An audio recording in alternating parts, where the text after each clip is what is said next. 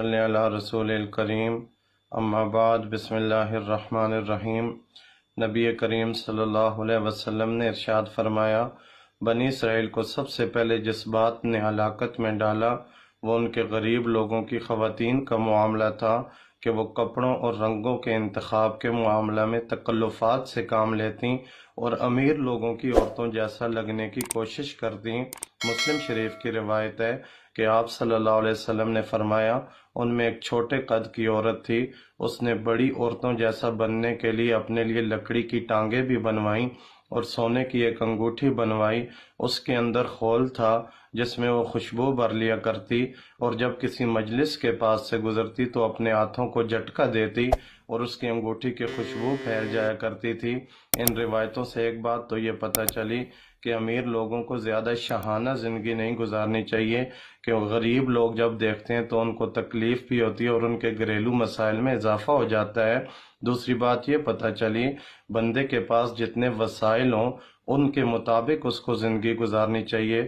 اپنے وسائل سے بڑھ کے تکلفات سے کام نہیں لینا چاہیے۔ ہمارے بزرگوں کا جو مقولہ مشہور ہے کہ جتنی چادر ہو پاؤں اتنے ہی پھیلانے چاہیے، چادر سے زیادہ پاؤں پھیلانے میں مسائل ہو جاتے ہیں۔ اسی طرح وسائل سے زیادہ تکلفات سے کام لینے کی صورت میں ایک تو گھر کے اندر پریشانیوں میں اضافہ ہوگا اور دوسرا جو اسباب موجود ہیں وہ بھی فضول خرچیوں میں ضائع ہو جائیں گے۔ تو آپ صلی اللہ علیہ وسلم نے شدید مذمت کی ہے کہ بندہ اپنے وسائل سے بڑھ کے مفاخر اور وسائل سے بڑھ کے تکلفات سے کام لے تو یہ چیز بندے کی بربادی اور خرابی کا ذریعہ بنتی ہے، اور اسی وجہ سے بنی اسرائیل بھی برباد ہوئے کہ وہ اپنے وسائل سے بڑھ کے تکلفات کے عادی ہو گئے تھے۔ آج ہمارے معاشرے میں یہ المیہ بہت شدید ہے کہ لوگ اپنے وسائل سے بڑھ کے کپڑوں اور گھریلو ساز و سامان کے انتخاب میں تکلفات سے کام لیتے ہیں، جس کی وجہ سے موجود وسائل ان کی پریشانیوں کو حل نہیں کر پاتے۔